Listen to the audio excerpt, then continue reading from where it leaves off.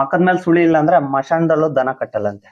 ಒಂದು ಓರಿ ಆಗಿದ್ದಿದ್ರೆ ಬಿತ್ತನೆಗೆ ಏನೇನ್ ಬೇಕಾಗಿತ್ತು. ಇದು ಚೆನ್ನಾಗಿ ಹೆಸರು ಮಾಡ್ಬಿಟ್ಟೈತೆ ಓರಿ ಅನ್ಬಿಟ್ಟು ನಾವು ಓರಿ ಕೊಡ್ಸಿದ ತಕ್ಷಣ ಕರು ಬೀಳಕ್ ಆಗಲ್ಲ. ಸಿಲ್ಕಾಗಿ ಹುಟ್ಟಿರ್ಬೇಕು ಹಿಂಗೆ.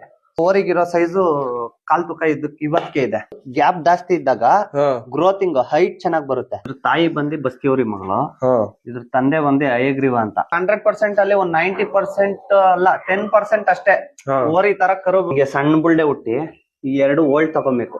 ಕಿವಿ ಸಣ್ಣ ಕಿವಿ ಎಲ್ಲ ಒಳ್ಳೆ ಓರಿ ಹುಟ್ಟಾಣಿಕೆ ತರ ಹುಟ್ಟಿರೋದು. ಇದು ಆಡೋದು ಹಂಗೆ ಓರಿ ತರ. ಹಂಗೆ ಕರ ಆಕ್ಟಿವ್ ಆಗಿರ್ಬೇಕು ಯಾವತ್ತಿದ್ರು. ಬೆನ್ಮೇಲೆ ಒಂದು ತಾಯಿ ಸುಳಿ, ಇದು ಇಲ್ಲೇ ಹುಟ್ಟಿರ್ಬೇಕು. ಗೋಪುರದ ಮೇಲೆ ಹುಟ್ಟಿದ್ರೆ ರಾಜ ಸುಳಿ. ಆಮೇಲೆ ಇದು ನೀಳವಾಗಿ ಉದ್ದೂಕಿರ್ಬೇಕು. ಇಲ್ಲಿ ಕಂಬದ ಸುಳಿ ಅಂತ ಬರುತ್ತೆ. ಇದೇ ಸುಳಿ ಇಲ್ಲಿ ಕುತ್ಕೊಂಡ್ಬಿಡ್ತಂದ್ರೆ ಕೊಂಬ್ ಸೆಂಟ್ರ್ ಅಲ್ಲಿ ಗುಬೆ ಸುಳಿ ಅಂತಾರೆ. 5 ಬೆಟ್ಟಿಂದ ಆಚೆ ಇದ್ರೆ ಇಲ್ಲಿ ನಗ್ಬಡ್ಕ ಅಂತಾರೆ, ಅದು ತಪ್ಪು. ಇಲ್ಲಿ 2 ಕಡೆನೂ ಬಂದ್ರೆ ತಪ್ಪೇನಿಲ್ಲ. ಗುಂಡಿಗೆ ಸುಳಿ ಒಂದೇ ಊಹೆ ಮಾಡ್ಕೊಂಡ್ ಬಿಡ್ಸಿ ರೇಕ್ ಮಾಡ್ತಿರೋ ಆತರ ಹಂಗ್ ಬಿದ್ದಿದೆ ರೇಕು. ಬೀಜದವ್ರಿಗೆ ಹೆಂಗೆ ರೇಕ್ ಬೇಕೋ